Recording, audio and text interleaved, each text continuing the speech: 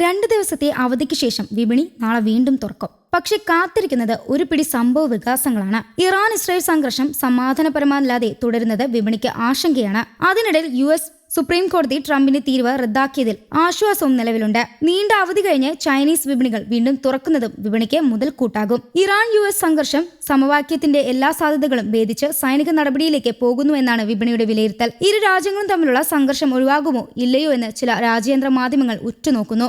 ആണവ കരാറിൽ ഒപ്പിട്ടില്ലെങ്കിലും ഇറാൻ പരമോന്നത നേതാവ് അയത്തുള്ള ഖമീനിയെയും മകനെയും വധിക്കാൻ US തയ്യാറെടുക്കുന്നതായി അമേരിക്കൻ മാധ്യമങ്ങൾ റിപ്പോർട്ട് ചെയ്യുന്നുണ്ട്. എന്നാൽ ഖമീനിയിൽ ഇഷ്ടമിട്ടുള്ള ആക്രമണം വലിയ പ്രഖ്യാഘാതമുണ്ടാക്കുമെന്ന് ഇറാന്റെ നിലപാട്. അങ്ങനെ വന്നാൽ അമേരിക്കയ്ക്കെതിരെ വിശുദ്ധ യുദ്ധത്തിന് ആഹ്വാനം ചെയ്യുമെന്ന നിലയിൽ ഇറാനിൽ നേതാക്കൾ പറഞ്ഞിട്ടുണ്ട്. ഇറാനിലെ സർവകലാശാലയിൽ വീണ്ടും സർക്കാർ വിരുദ്ധ പ്രക്ഷോഭം തുടങ്ങിയതായും റിപ്പോർട്ടുകൾ പറയുന്നു.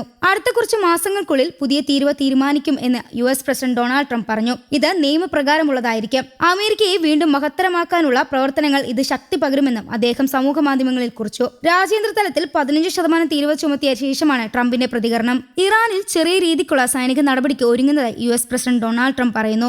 ആണവ കരാറിൽ ധാരണയിലെത്താനായി ഇറാനെ പ്രതിരോധത്തിലാക്കാൻ ഉദ്ദേശിച്ചായിരിക്കും ആക്രമണം. ഇറാനെ ആക്രമിക്കുന്നതിന് പകരം വോട്ടർമാരുടെ പ്രശ്നം പരിഹരിക്കാനും തെരഞ്ഞെടുപ്പിൽ ശ്രദ്ധ കേന്ദ്രീകരിക്കാനും ട്രംപിന് ഉപദേശം ലഭിച്ചതായും റിപ്പോർട്ടുകൾ പറയുന്നുണ്ട്. പകര തീരുവയും പ്രതികാര തീരുവയും റദ്ദാക്കിയ സുപ്രീം കോടതി വിധി മറികടക്കാൻ രാജ്യാന്തര തലത്തിൽ 10% തീരുവ ചുമത്തുമെന്നായിരുന്നു ട്രംപിന്റെ ആദ്യ പ്രഖ്യാപനം. പിന്നാലെ അത് 15% ഉയർത്തി. International agency economics powers act പ്രകാരം തീരുവ ചുമത്താൻ പ്രസിഡന്റിന് അധികാരമില്ല എന്നായിരുന്നു കോടതി വിധി. ഇത് മറികടക്കാൻ 1974 വ്യാപാര നിയമത്തിലെ സെക്ഷൻ 122 ഉപയോഗിച്ചാണ് ട്രംപിന്റെ അടുത്ത നടപടി.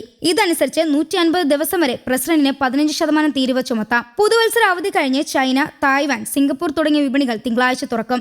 NVDയുടെ 4ാം പാദ ഫലങ്ങളും ഈ ആഴ്ച പുറത്തു വരുന്നുണ്ട്. ഇതും വിപണിക്ക് നിർണായകമാകും. കഴിഞ്ഞ വാരം ഇന്ത്യൻ ഓഹരി വിപണി നേട്ടത്തോടെയാണ് അവസാനിച്ചത്. സെൻസസ് 316.57 പോയിന്റ് ഉയർന്ന് 82,814.71 നിഫ്റ്റി ആകട്ടെ 116.9 പോയിന്റ് നേട്ടത്തിൽ 25,571.25 ബാങ്കിംഗ്, മെറ്റൽ, ഊർജ്ജ മേഖലകളിലെ ഓഹരികളുടെ പ്രകടനമാണ് സൂചികൾ തുണയായത്. മികച്ച 3 പാദഫലം SBI, പഞ്ചാബ് നാഷണൽ ബാങ്ക് ഓഹരികളെ ഉയർത്തി. IT ഓഹരികളിലെ AAPD വെള്ളിയാഴ്ചയും തുടർന്നു. നിഫ്റ്റി IT സൂചിക 1% ഇടിഞ്ഞു. ട്രംപ് താരിഫ് സുപ്രീം കോടതി റദ്ദാക്കിയത് തിങ്കളാഴ്ച വിപണിക്ക് നിർണായകമാകും. സൂചികകൾ 500 പോയിന്റെങ്കിലും ഉയർന്ന വ്യാപാരം തുടങ്ങിയാലും അത്ഭുതപ്പെടാൻ ഒന്നുമില്ലെന്ന് വിദഗ്ധർ പറയുന്നു. കഴിഞ്ഞ ദിവസം ഗിഫ്റ്റ് നിഫ്റ്റി 500ഓളം പോയിന്റ് ഉയർന്നിരുന്നു. നിലവിലുണ്ടായിരുന്ന 18% നികുതി സുപ്രീം കോടതി റദ്ദാക്കിയെങ്കിലും രാജ്യാന്തര തലത്തിൽ 15% തീരുവ ചുമത്തുമെന്നാണ് ട്രംപിന്റെ പ്രഖ്യാപനം. തീരുവ 18ൽ നിന്ന് 15%ത്തിലേക്ക് കയറുന്നത് ഇന്ത്യക്ക് നേട്ടമാണ്. എന്നാൽ തീരുവയ്ക്ക് പുറമെ മറ്റ് സമ്മർദ്ദ തന്ത്രങ്ങൾ ട്രംപ് പുറത്തുവിടാൻ സാധ്യതയുണ്ട്. ഇത് വ്യാപാര മേഖലയിൽ തിരിച്ചടിക്കാമെന്നും ആശങ്കയും ശക്തമാണ്. കയറ്റുമതി കേന്ദ്രീകരമായ ടെക്സ്റ്റൈൽസ്, ആഭരണം, സമുദ്ര ഉൽപ്പന്നങ്ങൾ, വാഹനം തുടങ്ങിയ മേഖലകളിലെ ഓഹരികൾ തിങ്കളാഴ്ച ശ്രദ്ധാകേന്ദ്രമാകും. സുപ്രീം കോടതി വിധിയും പിന്നാലെ ട്രംപിന്റെ പ്രതികരണവും പുറത്തു വന്നതിന് പിന്നാലെ കഴിഞ്ഞ ദിവസം US വിപണി സ്വർണം, വെള്ളി വിലയും കുതിച്ചിരുന്നു. ഈ ട്രെൻഡ് അടുത്ത ദിവസങ്ങളും തുടരാനാണ് സാധ്യത. സ്വർണം, വെള്ളി രാജ്യാന്തര വില നിലവിൽ ഔൺസിങ്ങിന് $5,106 എന്ന നിലയിലാണ്. അടുത്ത ദിവസം ചൈനീസ് വിപണി കൂടി തുറക്കുന്നുണ്ട്. ഇതോടെ ഇരു ലോഹങ്ങളുടെയും വില കുതിക്കാനാണ് സാധ്യത.